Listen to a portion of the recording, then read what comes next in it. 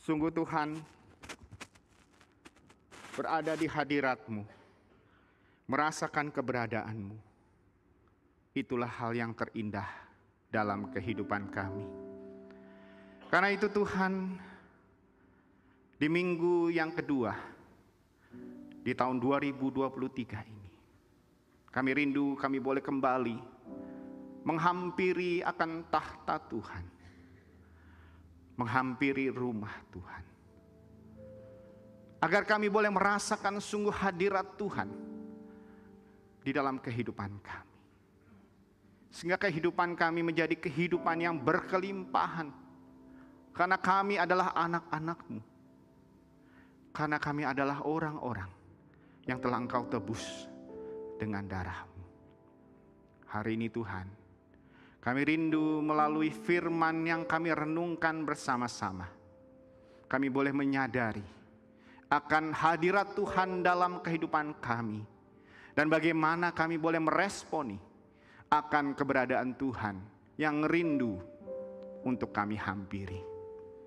Dan kami juga rindu melalui meja perjamuan yang akan kami hampiri, melalui roti dan cawan yang akan kami terima. Sungguh karya penebusan itu hadir di tengah-tengah kami.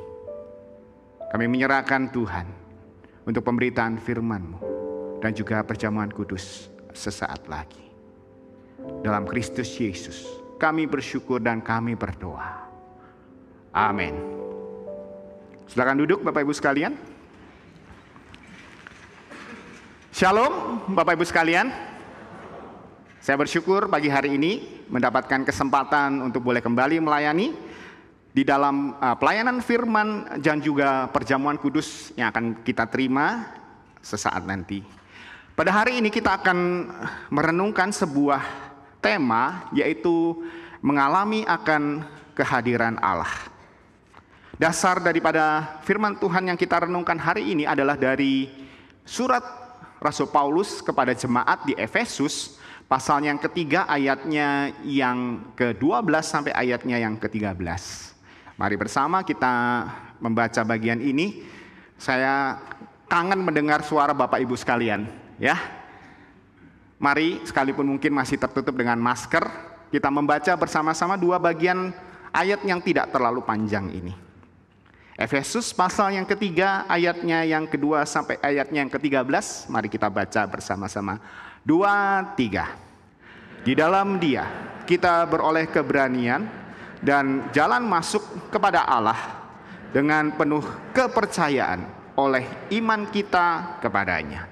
Sebab itu aku meminta kepadamu supaya kamu jangan tawar hati melihat kesesakanku, karena kamu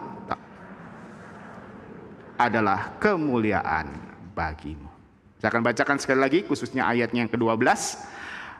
Di dalam Dia kita beroleh keberanian dan jalan masuk kepada Allah dengan penuh kepercayaan oleh iman kita kepadanya.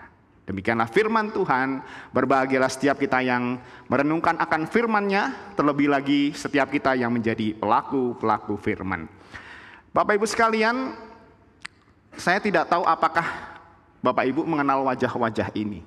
Ya, saya yakin nggak terlalu mengenal ya. Walaupun mungkin dari seragam mereka tahu dari mana asal mereka.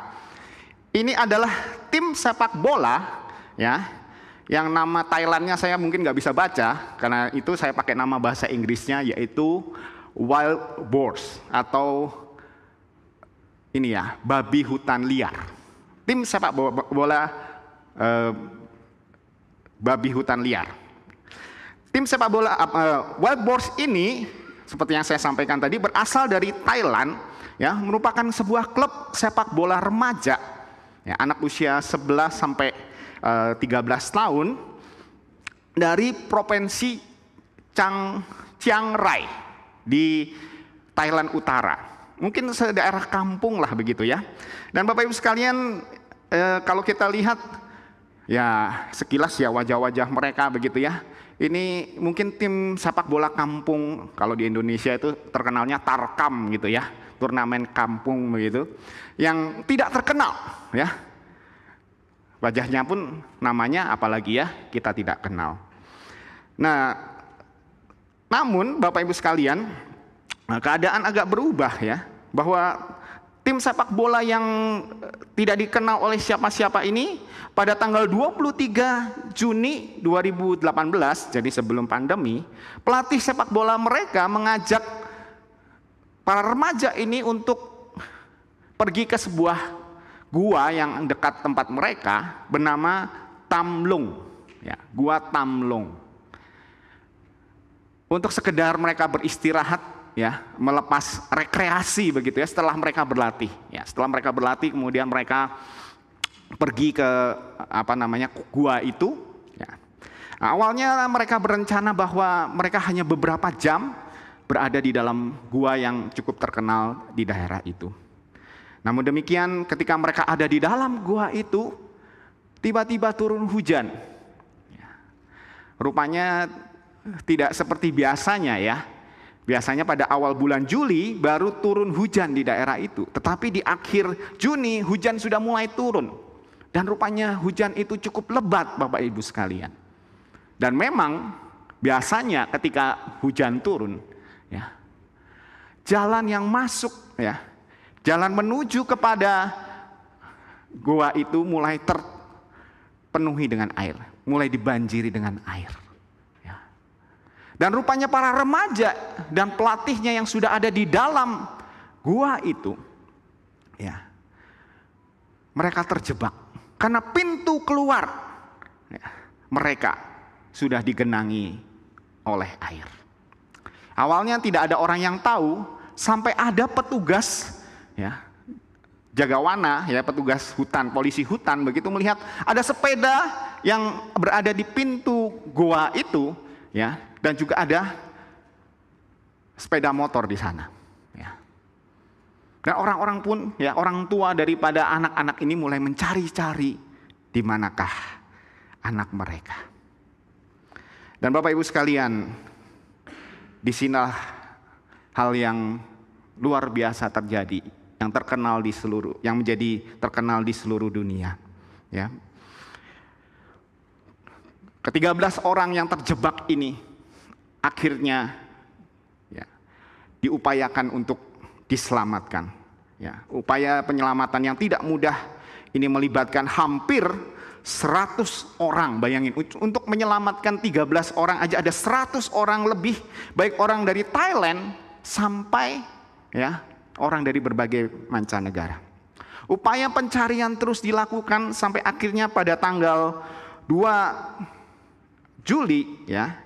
Jadi kurang lebih seminggu kemudian, ya, 2 Juli 2018, 2 orang penyelam gua, ahli menyelam gua, mereka menyelidiki, mensurvei gua, mereka masuk ke dalam gua itu dan mereka mencari, ya, akhirnya mereka menemukan, ya, ke-13 orang itu. Maka dimulailah upaya penyelamatan yang dikenal dengan Tamlung Cave Rescue. Upaya penyelamatan gua Tamlung. Melibatkan begitu banyak orang, seperti yang saya sampaikan tadi, 100 orang. Tim penyelamat ini berusaha mencari-cari cara bagaimana untuk menyelamatkan ke-13 orang itu. Ada usaha dengan mengebor tanah, tidak berhasil. Ya. Ada usaha mencari jalan dari rute yang lain. Ya, rupanya juga rutenya lebih sulit lagi. Maka mereka pun memutuskan, ya, untuk membius anak-anak ini dan kemudian memasangkan alat selam dan kemudian membawa mereka, ya, keluar didampingi oleh para penyelam. Ya.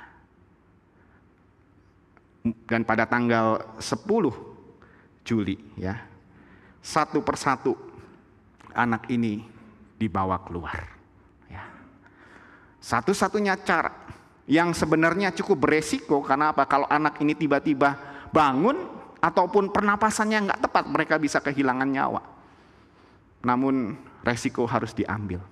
Dan akhirnya satu persatu, ya, melalui cara yang sulit, ke-13 orang ini diselamatkan. Namun demikian Bapak Ibu sekalian, demi untuk menyelamatkan 13 orang ini, ada 2 korban nyawa. Satu orang Navy SEAL ya, tentara khusus Thailand, harus meninggal karena kehabisan oksigen.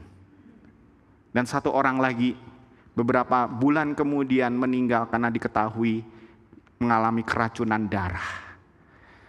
Oleh karena berada di bawah air terlalu lama. Ya. Kita melihat demi menyelamatkan ke-13 orang ini ada korban yang jatuh. Ada korban yang perlu terjadi. Dan kisah ini akhirnya menginspirasi sebuah film ya, miniseri di Netflix yang berjudul Thai Cave Rescue ya. Bapak Ibu boleh cari yang berlangganan Netflix ya. Kisahnya lebih lengkap. Dari kisah ini Bapak Ibu sekalian mengingatkan saya bagaimana relasi antara Allah dengan manusia. Dalam kisah penyelamatan ke-13 anak ini, kita bisa melihat gambaran antara hubungan Allah dengan manusia. Di dalam kitab Kejadian kita bisa melihat Allah menciptakan langit dan bumi. Dan ketika Allah menciptakan langit dan bumi, Allah berkata, baik.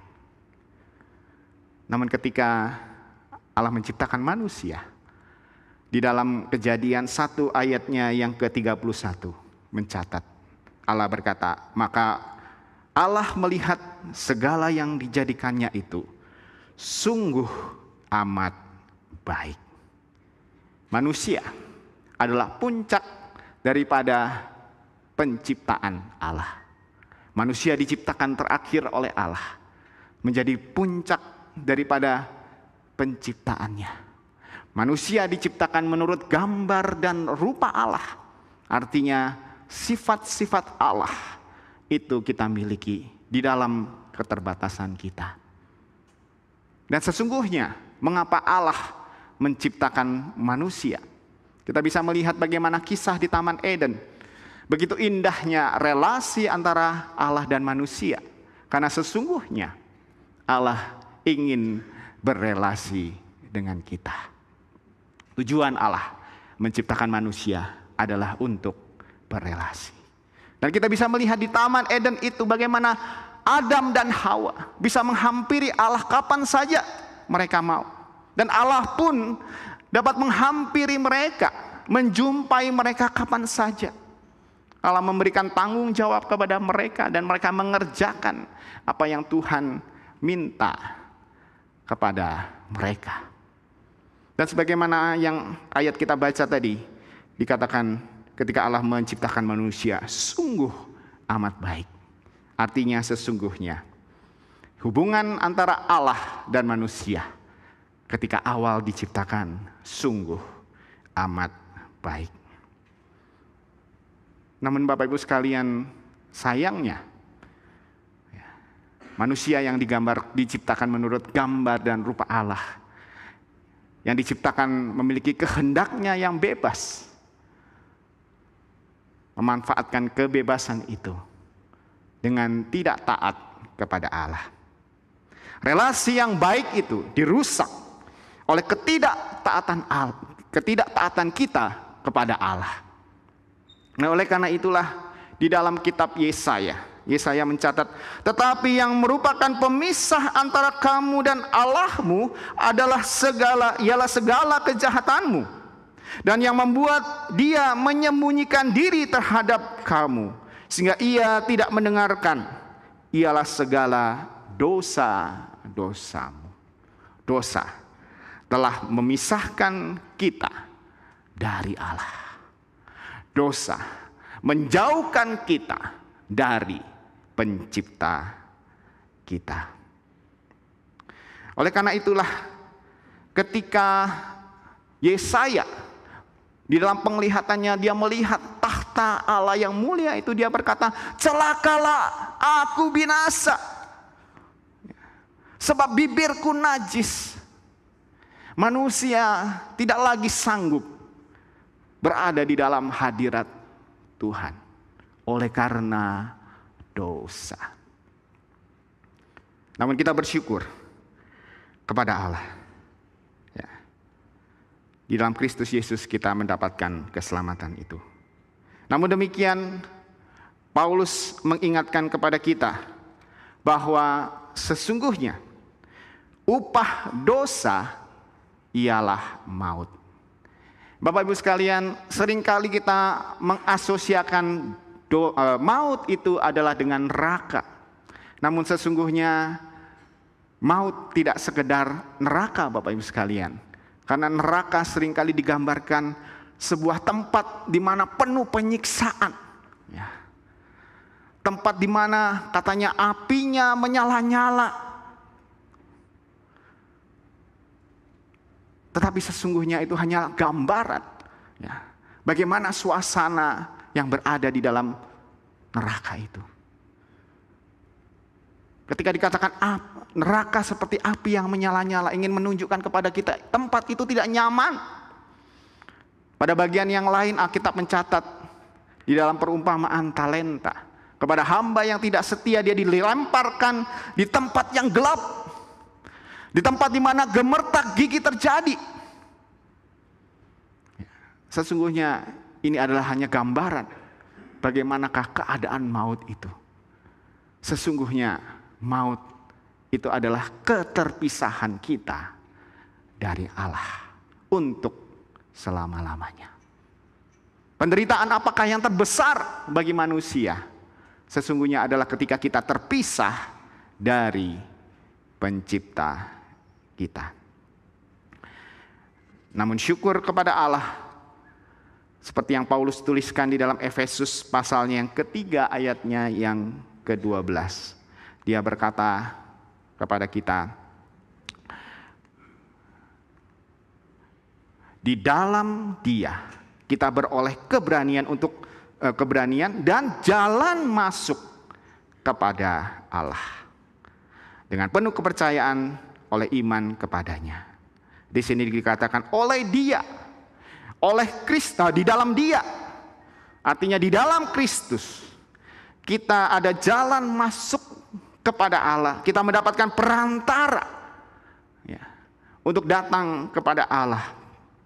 Oleh karena kematian Kristus di atas kayu salib, relasi kita dipulihkan. Relasi Allah dan manusia dipulihkan kembali. Dan seperti yang saya katakan tadi, jalan masuk artinya Allah menjadi perantara kita. Seperti halnya para penyelam yang berusaha untuk menuju kepada ke-13 orang yang ada di dalam gua itu. Sesungguhnya Kristus itu menjadi perantara kita. Itu yang Kristus lakukan untuk menyelamatkan kita. Dan oleh karena pemulihan relasi itulah kita boleh mengalami apa yang disebut dengan kehadiran Allah dalam hidup kita. Kehadiran Allah yang dirasakan oleh manusia sebelum berdosa, yang hilang oleh karena dosa, kita peroleh kembali oleh karena iman kita kepada Yesus Kristus. Karena Dia perantara kita. Yang menjadi pertanyaannya adalah bagaimana kita dapat berelasi dengan Allah dan bagaimana kita dapat menghampirinya. Yang pertama, di dalam Efesus ini kita bisa melihat kita dapat menghampiri Allah dengan keberanian. Dikatakan di dalam Dia kita beroleh keberanian. Bapak Ibu sekalian, kata keberanian di sini adalah dalam bahasa aslinya, bahasa Yunani adalah paresis. Ya. Paresis ini memiliki makna kita memiliki kebebasan untuk berbicara. Ya. Kita boleh mengungkapkan apa yang menjadi isi hati kita. Ya. Jadi ketika kita menghadap kepada Tuhan, kita menghampiri Tuhan, artinya kita bisa menghampiri Dia tanpa rasa takut, tanpa rasa malu. Bapak Ibu sekalian, ketika Musa berkata kepada bangsa Israel bahwa Tuhan akan hadir di Gunung Sinai. Apa yang terjadi? Orang Israel ketakutan. Mereka berkata, biar engkau saja yang menghadap kepada Allah. Mereka takut menghampiri Tuhan. Namun oleh karena iman kita kepada Yesus Kristus, seharusnya kita tidak perlu merasa takut. Kita tidak perlu merasa malu menghampiri Allah.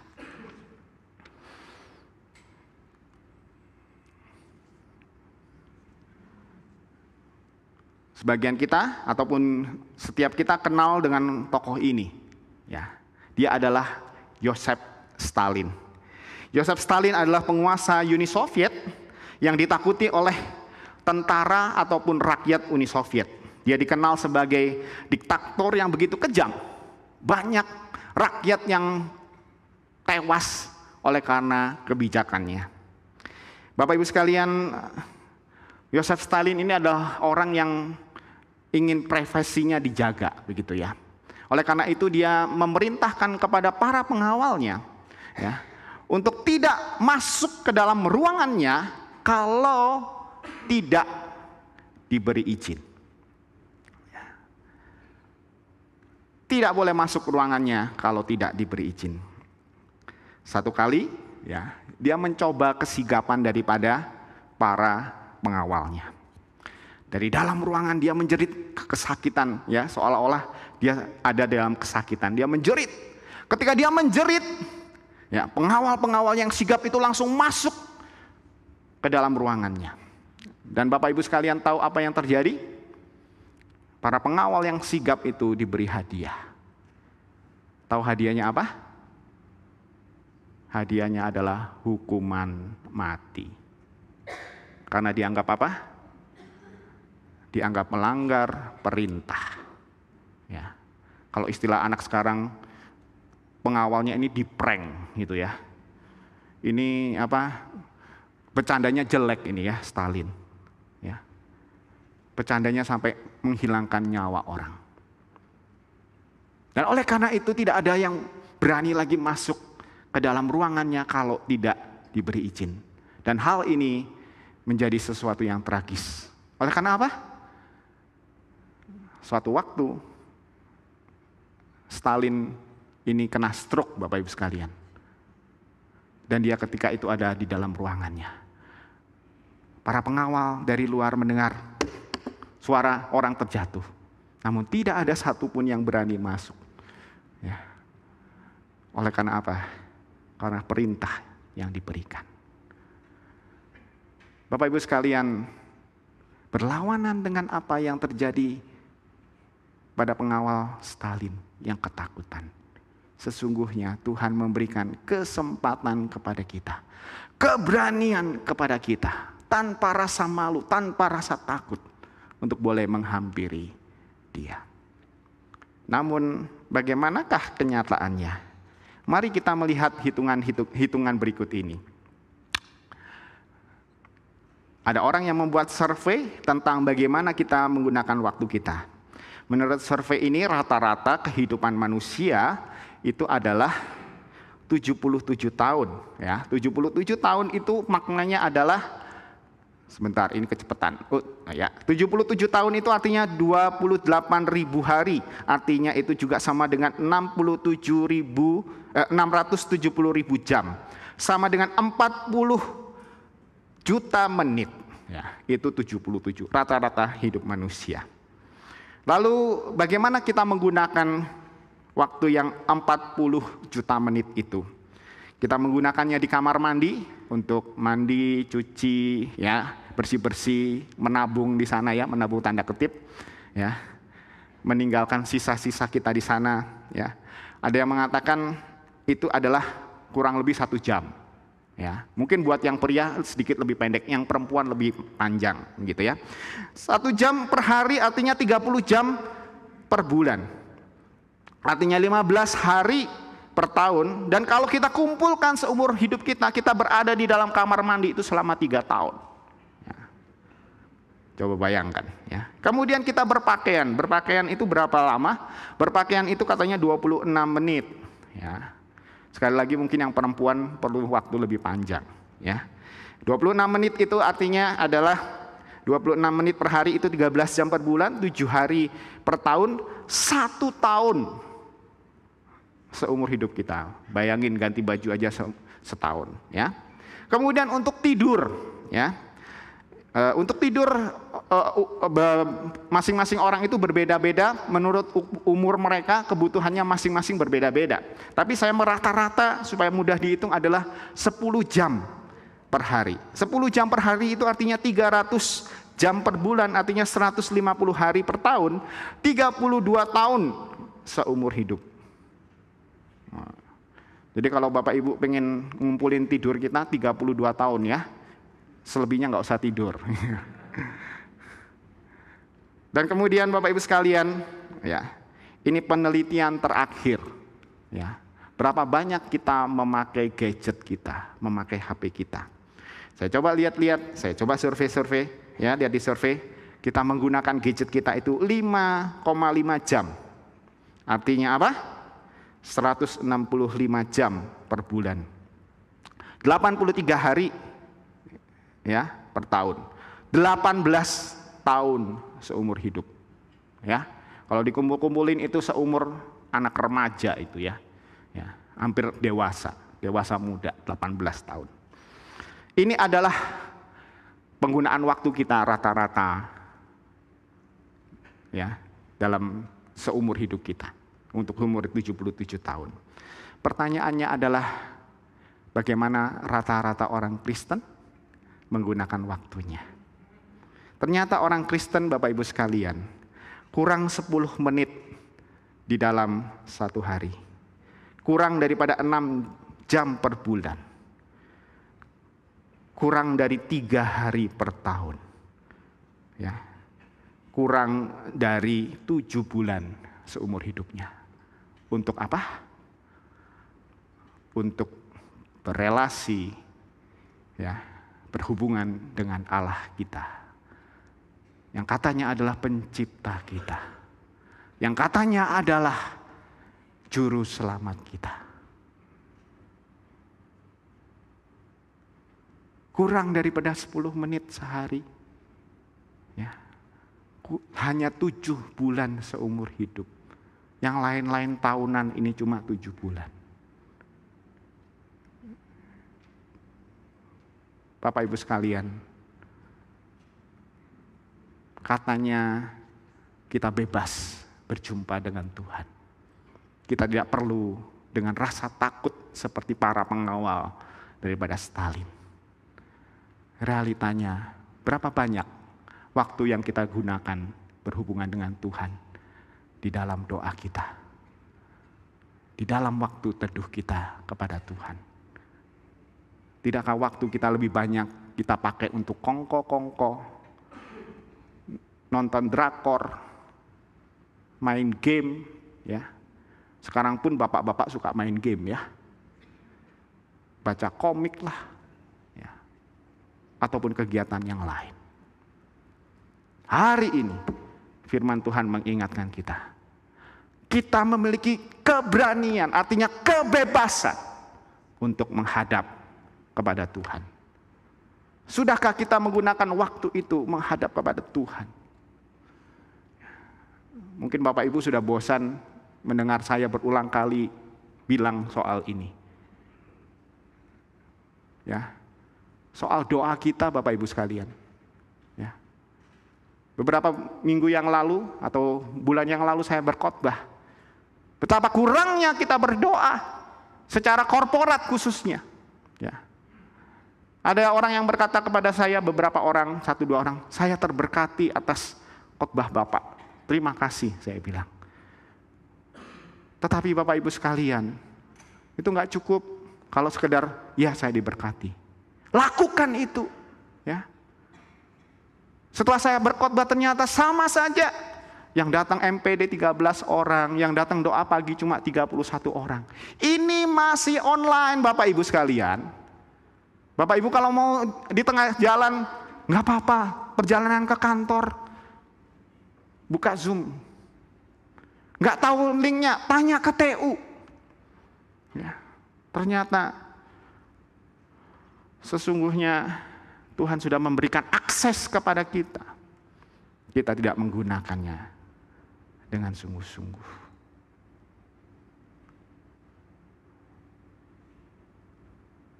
Kalau benar kita ingin menghampiri Tuhan dengan segala keberadaan kita, oleh karena kita sudah diberikan keberanian oleh Dia, marilah kita datang kepada Dia, menghampiri Dia. Hal yang kedua, bagaimana kita dapat menghampiri Tuhan adalah menghampiri Dia dengan penuh keyakinan. Di dalam bagian ini dikatakan, ya, dan jalan masuk kepada Allah dengan kepercayaan oleh iman kita kepadanya. Ada kata penuh kepercayaan di sini. Kata penuh kepercayaan adalah pepoitesis. Ya, artinya adalah keyakinan. Ya, maknanya adalah Bapak Ibu sekalian, sesungguhnya oleh karena kematian Kristus, ya, di atas kayu salib yang membuka jalan kepada kita, kita memiliki keyakinan, ya, di dalam iman kita kepada Yesus Kristus. Melalui iman kita di dalam Yesus Kristus, sesungguhnya kita mendapatkan keyakinan. Kristuslah yang membuatkan kita penuh dengan keyakinan. Kristuslah sumber daripada keyakinan kita. Pastinya kita mengenal tokoh ini, ya. Kolonel Muammar Gaddafi, ya. Dia adalah pemimpin Libya tahun 1969 sampai 2011. Di Libya itu pangkat paling tinggi adalah kolonel. Karena apa? Karena ketika dia mendapatkan kekuasaan, pangkat terakhirnya adalah kolonel, dan seumur hidup dia menjadi kolonel. Ya. Dan Bapak Ibu sekalian, kita bisa melihat begitu banyak tanda jasa yang dimiliki oleh Muammar Gaddafi. Ya. Dan oleh karena dia berkuasa, kalau kita lihat 1969 sampai 2011 artinya berapa tahun? 42 tahun. Ya. Waktu menjadi penguasa yang begitu lama dan panjang. Ya. Dan oleh karena itu mungkin dia memiliki kekayaan dan kekuasaan, Bapak Ibu sekalian. Dan karena sudah berkuasa 42 tahun, dia berpikir tidak ada lagi yang bisa menggoyahkan kekuasaannya. Ya, dia akan tetap menjadi penguasa sampai akhirnya dia mati di Libya. Namun Bapak Ibu sekalian, apa yang terjadi? Kematian Muammar Gaddafi begitu tragis. Ya, ketika terjadi pemberontakan di negeri di Libya, ya, akhirnya dia harus melarikan diri. Maaf kalau gambarnya mungkin agak mengganggu, tapi realitanya demikian. Saya sengaja memilih foto ini untuk membandingkan, ya. Satu sisi dia terlihat begitu gagah, di sisi yang lain, ya, dia ditangkap seperti seorang pencopet, dihajar, dipukul tanpa dapat membela diri. Pengawal-pengawal yang dia miliki entah kabur kemana. Ya. Lari kocar-kacir. Bapak Ibu lihat. Kekayaan dan kekuasaan yang dia miliki 42 tahun. Tidak bisa menyelamatkan nyawanya. Karena kekayaan dan kekuasaan itu sifatnya sementara. Keyakinan duniawi, Bapak Ibu sekalian, itu adalah kebanggaan kita. Ya, yang berpusat pada diri sendiri, ya, yang menunjukkan kepada kita bahwa kita memiliki ketenaran, kita memiliki kekayaan, dan kita memiliki kuasa. Dan bukankah itu yang ditunjukkan oleh orang pada zaman ini di sosial media? Istilah kerennya flexing, ya. Nih, saya punya ini, ya, saya bisa begini, ya, saya cukup terkenal, dan itu yang dicari. Saya punya sekian viewer, saya punya sekian subscriber, itu yang dicari oleh banyak orang. Namun demikian Rasul Paulus berkata, di dalam 2 Korintus pasalnya yang ke-12 ayatnya ke-9 dia berkata, boleh saya dibantu? Ini agak susah. Ya, oke. Ya. Sebab itu terlebih suka aku. Ya, maaf. Sebab itu terlebih suka aku bermegah atas kelemahanku, supaya kuasa Kristus turun menaungiku. Yang menjadi kebanggaan daripada Rasul Paulus bukanlah status, bukanlah kekayaan, bukanlah kekuasaan yang dia miliki, karena semua itu dia tidak miliki. Tetapi yang menjadi kebanggaannya adalah Yesus Kristus yang menjadi sumber keyakinannya. Bapak Ibu sekalian, siapakah yang menjadi sumber keyakinan kita? Apakah keyakinan kita sendiri, ataukah keyakinan kita kepada Allah? Paulus mengingatkan kepada kita bahwa sesungguhnya oleh karena Kristus kita mendapatkan keberanian dan keyakinan untuk boleh menghampiri Allah. Dan oleh sebab itu Paulus mengatakan di ayat yang ke-13 di dalam surat Efesus tadi, dia berkata demikian, sebab itu aku meminta kepadamu supaya kamu jangan tawar hati melihat kesesakanku, karena kesesakanku itu adalah kemuliaanmu.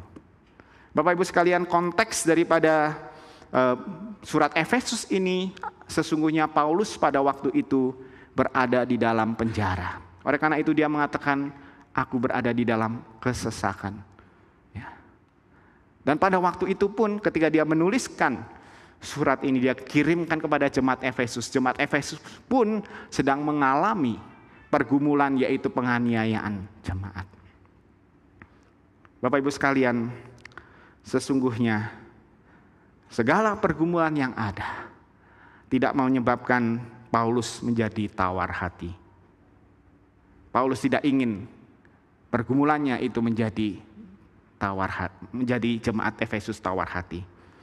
Dia ingin pergumulannya itu boleh memuliakan nama Tuhan. Dan bagaimanakah dengan kita?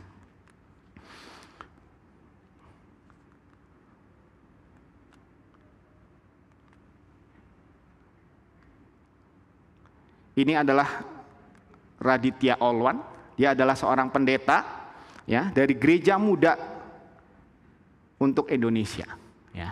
Nama gerejanya cukup unik. Dia dulu adalah seorang DJ, disc joker, anak band, yang hidupnya penuh dengan gemerlapan, dugem, dunia malam itu biasa dia lakukan. Dan ketika dia berpacaran dengan Joanna Alexander yang sekarang ini menjadi istrinya, akhirnya mereka berhubungan suami istri sebelum menikah dan akhirnya hamil di luar nikah. Di tengah-tengah keterpurukan itu, Raditya Olwan bertemu dengan Tuhan dan dia bertobat. Dan kemudian akhirnya dia pun menjadi pendeta gereja muda untuk Indonesia. Dia memang melayani anak-anak muda yang bergumul dengan hal-hal seperti yang dia alami sebelumnya.